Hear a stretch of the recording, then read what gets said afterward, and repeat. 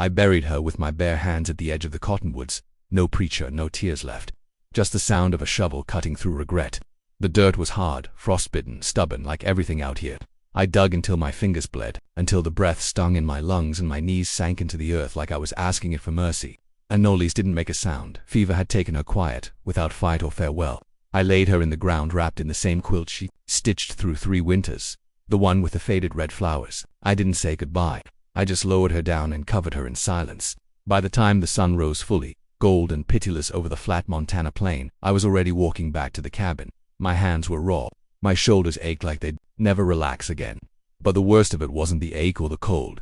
It was the stillness, the kind that comes after something breaks and nothing rushes in to fill the space. I pushed open the cabin door. It creaked like it always had, but that sound used to mean something. Meant stew was cooking, meant she'd look up from the fire with those steady, serious eyes and nod like I was right on time. Now the fire was out, the pot empty. Her shawl still hung on the back of the chair. I stood there for a long while, just inside the door, hat still in my hand. I didn't move, couldn't. The room was too full of what wasn't there. Annalise had always said the land would outlast us both. I never argued, but I don't think I ever believed it until now. The day passed slow and bitter. I chopped firewood I didn't need, stacked it too neatly, fed the horses even though I hadn't ridden in days. Every motion felt like dragging chains. I found myself glancing over my shoulder, expecting to hear her voice, maybe that soft hum she used to do when she thought I wasn't listening. I didn't light the lamp that night. Let the dark come. Before I slept, I took her rifle from the mantel, the one I cleaned but never used, and checked that it was still loaded. It was 6 bullets, oiled smooth. I set it back down and stood looking at it longer than I should have. I lay down on the bed, her side untouched, and closed my eyes with the cold pressing in through the logs. Sometime deep in the night, the wind howled through the shutters and I thought I heard a floorboard creak. Just one. I didn't open my eyes. Could have been the house settling. Could have been nothing, could have been her. I woke just before dawn. Same as always, same as the last 1,000 mornings. But something was wrong. There was a smell. Not wood smoke, not horse or dust or leather. Lavender. Faint, drifting through the cold like the ghost of something that had no business being. Here I sat up slow. The fire was still dead. The rifle untouched. My boots where I'd left them, but they're just there, in the ash beside the hearth. A boot print. Small, narrow, not mine. And fresh. I looked around. Nothing moved. No sound. Just the long quiet groan of winter pressing against the walls. I stood, heart thudding, every sense sharpened, reached for the rifle and walked slow, toward the kitchen. Empty pantry. Empty porch. The snow outside was undisturbed. Whoever it was hadn't come through the front door. I turned back into the room, eyes scanning every beam and shadow, every chair and blanket. The lavender hung in the air like a whisper I couldn't quite catch. Something or someone had been in this cabin last night while I slept, and I didn't know if they were gone. She was standing in the middle of the room like she'd always belonged there. Dark hair fell in tangled waves over her shoulders, her feet bare, skin streaked with old bruises and new dirt. But it was the dress that stopped me cold. An blue prairie dress. The one with the tiny stitched white flowers across the chest. I'd folded it. I'd packed it away. It wasn't supposed to be worn again, yet there she was, wearing it like it had found its shape again. I didn't speak, not right away. My hand hovered near the rifle, but she didn't flinch. She looked at me with eyes that didn't blink, didn't plead, just watched. Finally, she said, "My name is Mira." I didn't move. "How did you get in?" She tilted her head. The door was open. It was locked. You think locks work out here? Her voice was calm, low. It wasn't the voice of someone caught in the middle of a theft or a runaway or a liar. But it also wasn't the voice of someone I could trust. "That's my wife's dress," I said. "I know." "How do you know?" She didn't answer. She just stood there, the fabric swaying slightly with the draft under the door. She looked like a ghost, like a mistake come to life. "I was sent," she said finally. "By who?" "You'll know, when it's time." That was the end of the conversation. She didn't leave. She didn't ask permission to stay. That night she chopped onions without saying a word, cooked stew like she knew the spice rack, cleaned the cast iron like she'd lived here a year. I sat in the same chair I'd sat in with Anolis, watching the firelight flicker across the same walls, listening to the same pop and hiss of oil hitting flame, but everything felt foreign. Every gesture Mira made was smooth, purposeful, like she belonged to the rhythm of this place already. She set 2 bowls on the table. I didn't eat at first, just stared. She didn't look at me, didn't say grace, didn't explain herself further. She sat, ate like it was any other night, and I hated her for that, hated how she filled the silence to isolate. But I didn't send her away the next day. She mucked the stables before I even got my boots on. She wiped down the saddles, watered. The mare even fixed the hinge on the barn door that had squeaked since October. When I asked her again who sent her, she said nothing, just gave me that look like I already knew. By the 3rd day, She was splitting firewood out back with my axe. I stood behind her, arms crossed, jaw clenched. I'd buried my wife 4 days ago. And here was a stranger wearing her dress, sharpening my tools, sleeping under my roof like some puzzle piece I'd never ordered, but I couldn't bring myself to make her leave. That was the worst of it. She wasn't Annalise, not even close. Mira didn't hum while she worked, didn't trace her fingers along the window panes like she missed something. She didn't soften when she spoke. She didn't apologize for taking up space. She was something else entirely. At dusk, she stood near the tree line, watching. I joined her, half out of habit. You see something? She didn't turn. Not yet. You expecting someone? I told you, you'll know. What does that mean? She looked at me then. The first real look, eyes like iron under the fading sun. It means someone's coming and you won't survive alone. My stomach turned, not from fear, but from the certainty in her voice, like she'd already seen it unfold. Like this was all part of some plan, only she'd been told. That night, a storm rolled in, sharp wind, sleet, trees clawing against eaves like they were trying to crawl inside. We sat across from each other at the table again. I watched her eat. She didn't ask why. Maybe she understood that I was trying to recognize her, not her face, but her reason, her presence, the way she seemed to exist in spaces I hadn't invited her into. Finally, I asked, "Why are you helping?" She paused mid-bite. "Would it change anything if I told you?" "I don't like being in the dark." She looked up. "Then strike a match." And that was that. Later that night, I heard them. Wolves. Close. Too close. A howl sharp enough to send the horses stirring. My hand shot to the rifle over the hearth, but Myra was already there. She grabbed it with no hesitation, checked the chamber, cocked it, then turned to me. "Steady. Light the lanterns," she said. "They like to circle before they strike." I didn't ask how she knew. I just did what she said. They came just after first light. 5 of them, maybe 6, hard to tell with the sun behind their backs and dust kicking up under their horses like smoke from a fire. I was standing by the barn, pitchfork in hand, pretending I hadn't already. They felt them in my bones before I saw them. They rode with the ease of men who'd lived too long with rifles in their hands, oilskin coats, white hats, horses scarred like their riders. But one of them peeled forward, slower than the rest, and I knew that walk. Even after all these years, I knew at Sherwood. He was older, thinner, one eye cloudy, but still carried himself like the war hadn't ended. Still had that damn silver spur jangling on his left boot, the one he took off a dead captain outside Shiloh. I'd thought he'd died, had hoped. "Well, I'll be," he drawled, dismounting like he owned the ground.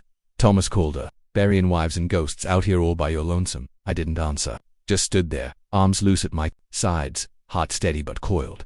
Sherwood turned slowly, taking in the ranch, the barn, the smoke rising from the chimney. "She's still warm," he said. "The bed, I mean." Before I could speak, Mira stepped out from the porch. Barefoot, rifle cradled in her arms like she was born with it. She didn't say a word. One of Sherwood's men chuckled, a short, ugly sound. "That your new Mrs. Hell of a way to mourn." Sherwood lifted a hand, not to stop the talk, but to direct it. "You got something that don't belong to you, Calder. You know what I'm talking about." I stared at him. "That war's over." "Not for me," he said. "Not for the boys you left rotting in the mud outside Franklin. You remember their names, or just the ones that made it out?" "I didn't leave them. You didn't stay either." His eyes were cold. No righteousness, just the bitterness of unfinished business. "I came to collect," he said. "And since there's no gold, I'll take what's left behind, the land, the livestock." He nodded toward Myra. Myra didn't blink. Sherwood turned slightly, said over his shoulder, "Take her." The man who stepped forward was younger, eager, maybe drunk on the moment. He grabbed Mira by the arm. It was the last thing he ever did. Her elbow struck his jaw before he even got a grip. As he stumbled, she fired from the hip, hitting the man behind him square in the chest. The third man tried to draw, but Mira was already turning to shots.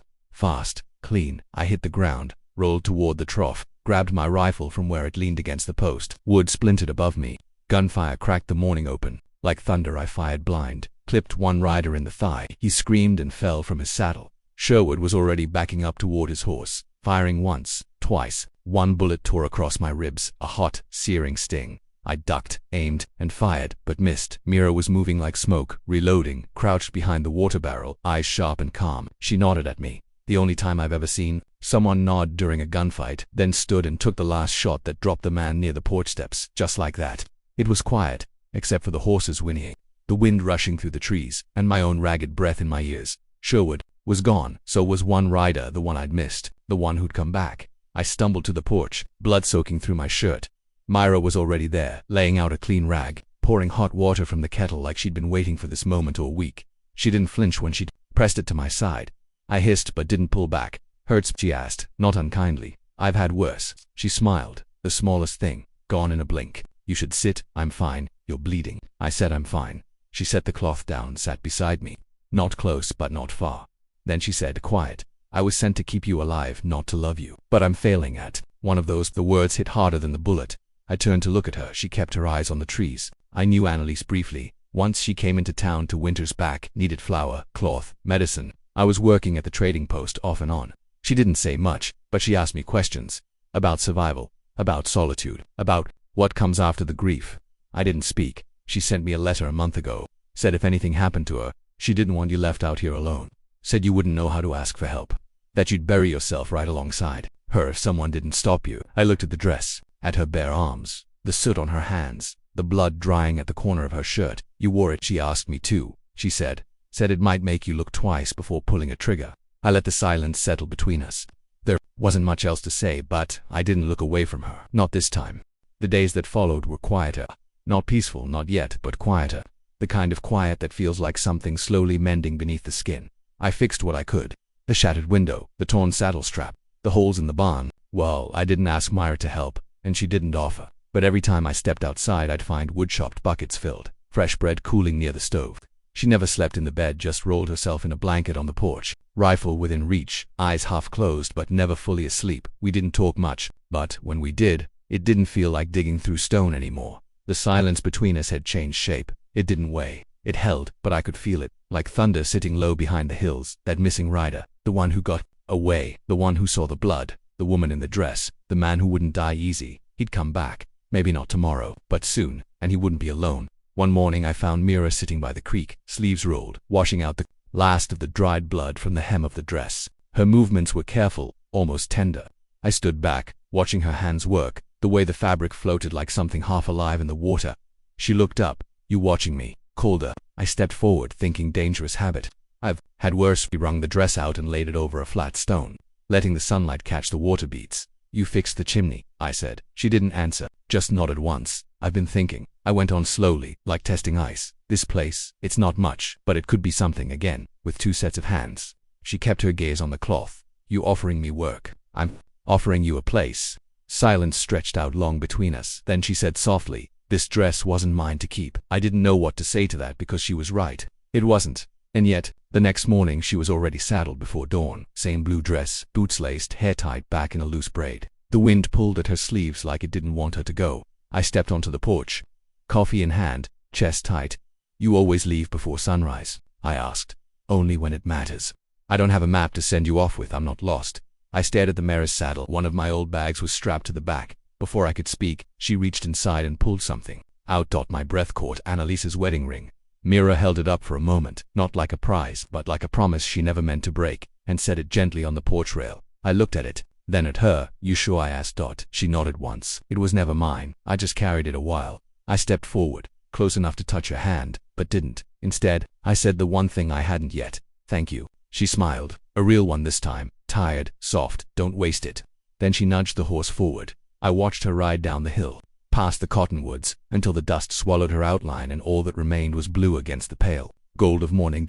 When the sun had risen high enough to warm the stones, I took the ring, saddled my own horse, and rode to the grave. The earth had settled now, just a soft mound beneath the grass and frost. I stood there a long while, said nothing, at first. Then I spoke, quiet, steady. You knew what I didn't. You sent her, and now, maybe I'll find my own way too. I laid the ring on the headstone, didn't bury it, just let it sit there in the light.